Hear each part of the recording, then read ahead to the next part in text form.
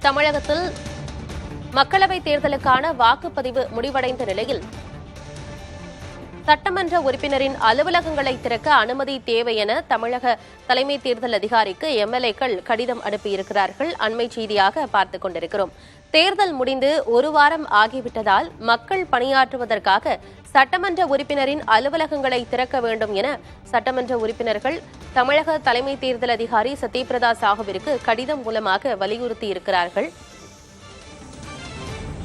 மக்களவைத் தேர்தலுக்கான முதல்கட்ட வாக்குப்பதிவு தமிழகத்திலிருந்தே தொடங்கியது. கடந்த 19ஆம் தேதி வாக்குப்பதிவு நடைபெற்றது. இந்நிலையில் ஒரு வாரம் கடந்த பிறகும் இன்னும் தேர்தல் விதிகள் அமலில் இருப்பதால் சட்டமன்ற உறுப்பினர் அலுவலகங்களை திறக்க அனுமதி தேவை என சட்டமன்ற உறுப்பினர்கள் தமிழக தலைமை தேர்தல் அதிகாரி சத்யபிரதா சாஹூவிற்கு கடிதம் மூலமாக வலியுறுத்தியிருக்கிறார்கள்.